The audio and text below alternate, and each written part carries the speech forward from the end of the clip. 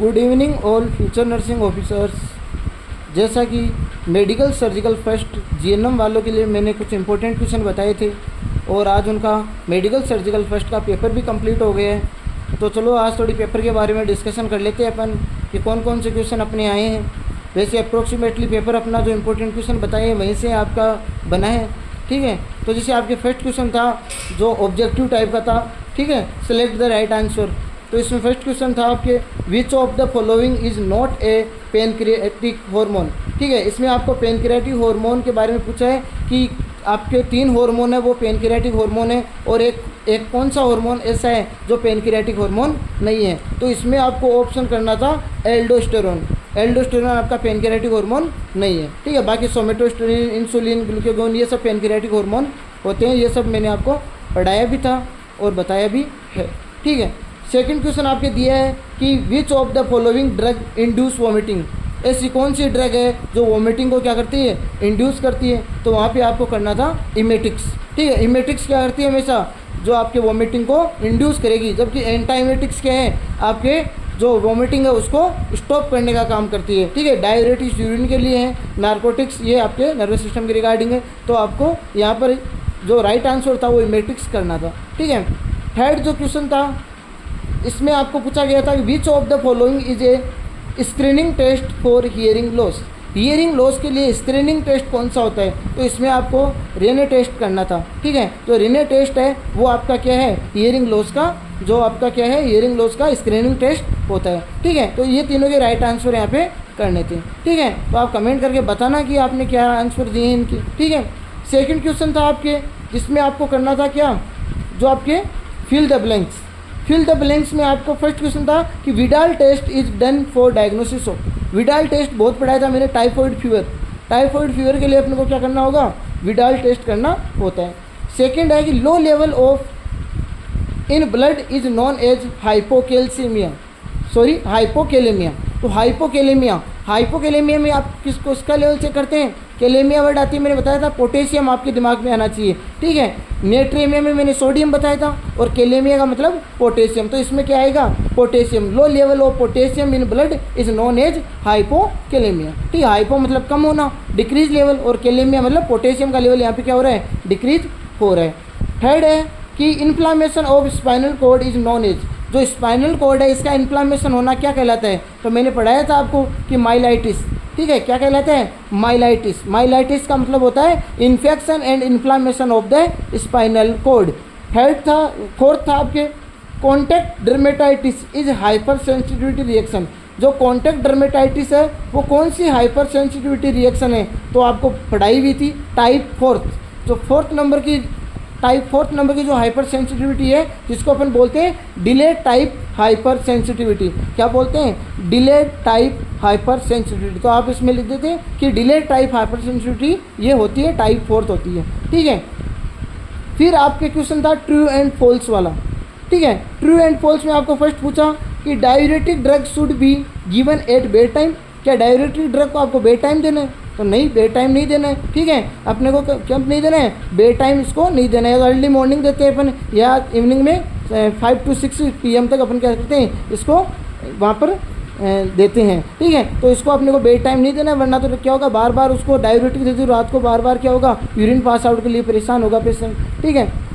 Second है कि pituitary gland is also known as master gland. हाँ ये बात तो सही है, पिट्यूटरी ग्लैंड को अपन मास्टर ग्लैंड बोलते हैं।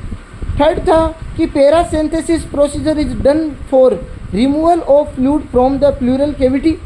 प्लूरल कैविटी से जो फ्लूइड निकालते हैं उसको क्या बोलते हैं, पैरासिंथेसिस बोलते हैं। तो ये बात तो क्या हो गई, गलत हो गई। पैरासिंथेसिस में तो किसका निकालते हैं, एब्डोमिनल कैविटी का। तो एब्डोमिनल कैविटी में निकालते हैं वो पैरासिंथेसिस होता है, जबकि यहाँ पे प्लूरल दे रखा है आपको। तो ये क्या हो गया, रॉन्ग हो गया आपका, फॉल्स हो गया, ठीक है।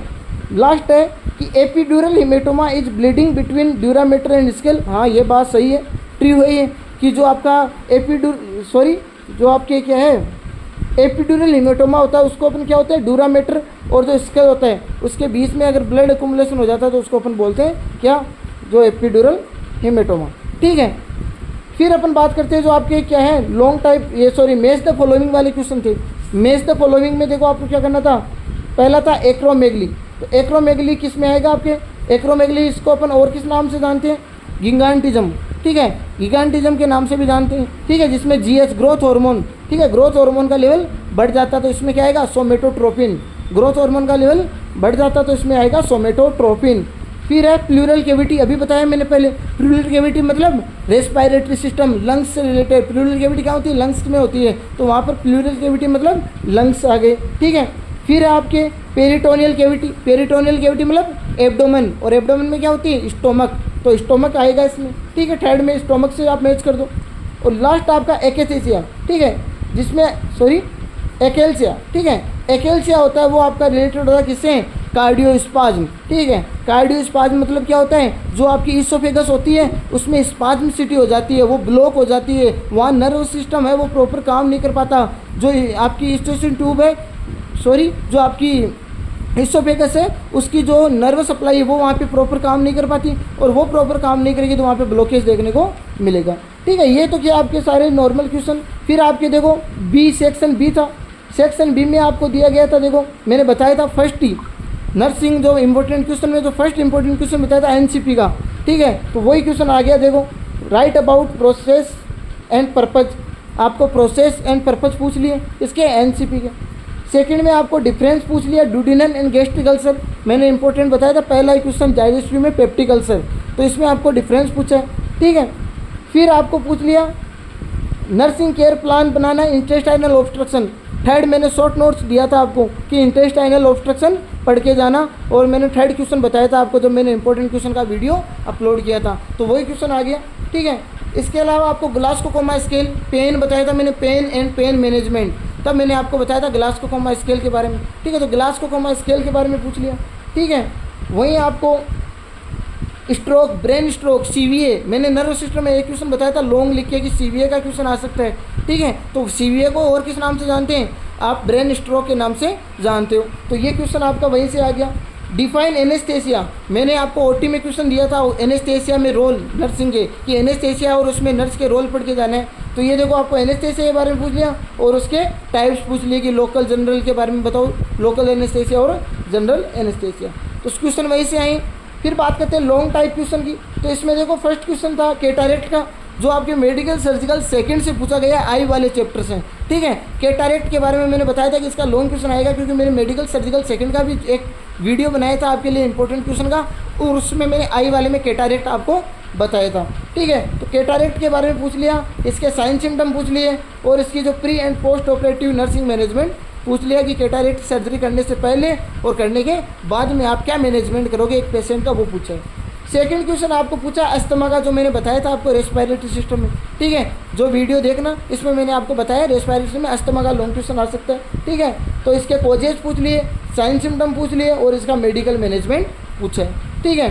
एक क्वेश्चन आपका आया डाइजेस्टिव सिस्टम में डिफाइन पेनक्रियाटाइटिस, जो infection and inflammation of the pancreas, और इसके क्या कोजेज हो सकते हैं, साइन सिम्टम क्या हो सकते हैं, और एक्यूट पेनक्रियाटाइटिस के बारे में बताना है, और इसका मेडिकल मैनेजमेंट, ठीक है, आपको बताना था। तो ये आपका मेडिकल सर्जिकल का पेपर आया है, जिसमें से लमसम क्वेश्चन जो मैंने आपके इंपॉर्टेंट बताए थे या इंपॉर्टेंट बनाए थे वहीं से आपके यहाँ पे पुटअप हुए हैं। तो प्लीज़ थैंक यू क्लास। फिर भी कोई डाउट हो पेपर में तो आप मुझे कमेंट कर सकते हो, ठीक है, बाकी मैं आपका और सॉल्यूशन करूँगा, ठीक है। और वहीं मेडिकल सर्जिकल के लिए मैंने वीडियो बना दी है, तो वो भी आप तैयारी अच्छे से करके जाएँ, क्वेश्चन दे के जाएँ, क्वेश्चन अपने यहीं से आने वाले हैं, ठीक है। Thank you class.